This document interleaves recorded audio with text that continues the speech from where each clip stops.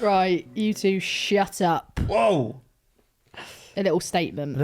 All right. From Seneca? Yeah. Seneca, yeah, good guy. Good guy, yeah. Hard as nails. So, embrace the challenge. So, why do we get offended? Why do we complain? This is what we're built for. Nice. Why do we? You tell me. It's a great question. So embracing the challenge. Shut up, you. Right in the middle of it today, aren't I? Clowns to the left of me, jokers to the right. So we say embrace the challenge, right? I think this is great for a salesperson to look out as if it's the sea, but it's the target for the year. And I know that you. Can you tell me what your target is for the financial year? Yeah, 850. 800, and that's not pounds. That's thousands of pounds. 100,000. 850,000 pounds. That's a lot of pounds. Yes, mate. Nice one.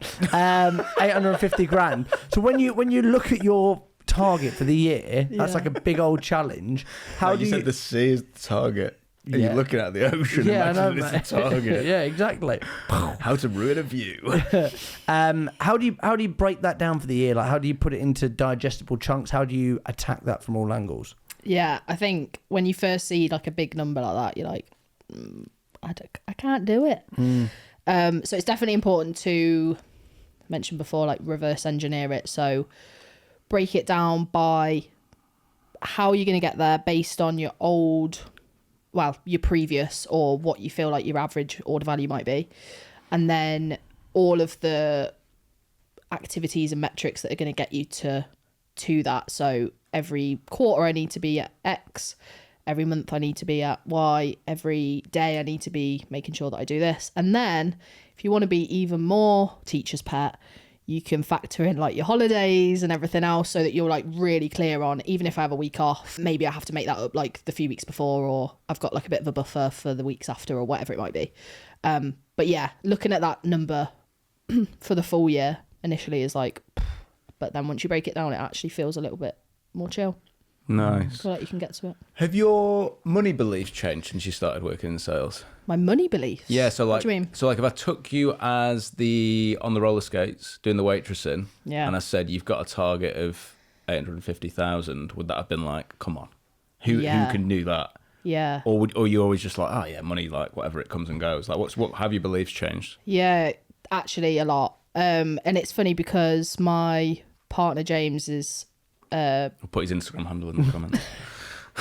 He's a baker, and so we are quite literally like we have opposite lives basically. Like he works 4 a.m. till 12. He's making that bread though. Oh, come on! Do you know what? We get married on the 3rd of May soon, and it's the past.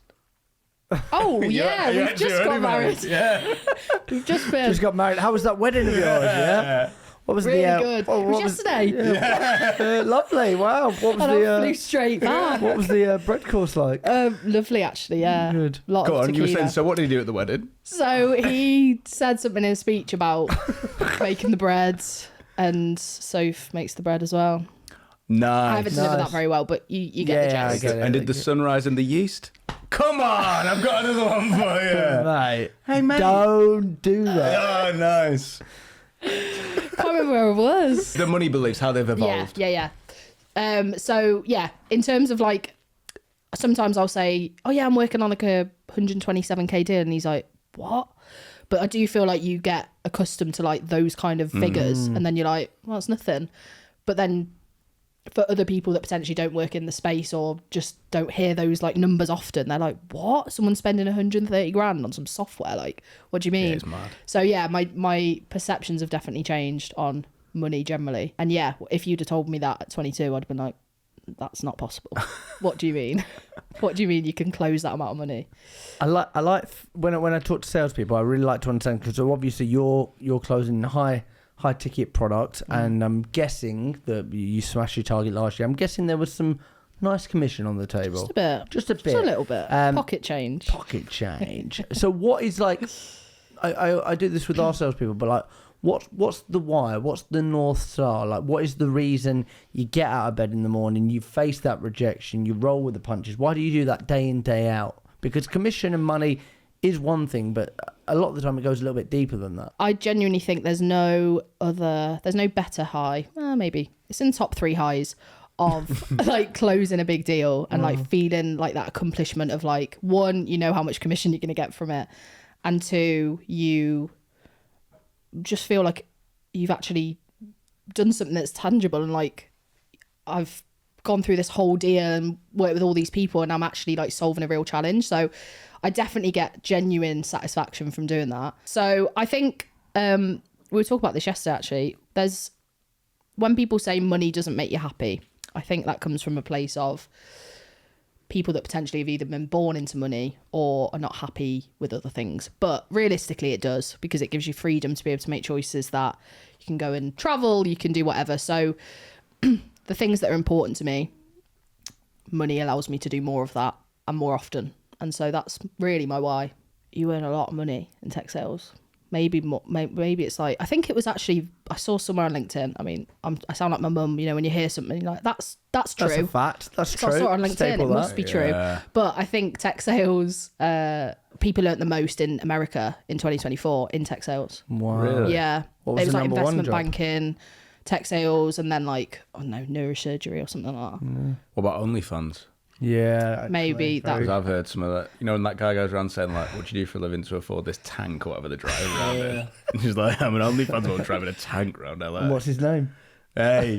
Very good. And you know, earlier when you said, we were talking about this yesterday, you meant in Stoic world, didn't you? Because Yes. actually no other days On my exist. wedding day I was talking about it. Yeah. In the morning, yeah. Because no other Getting days ready. exist. On my apart wedding day, I was like, why do I work in sales?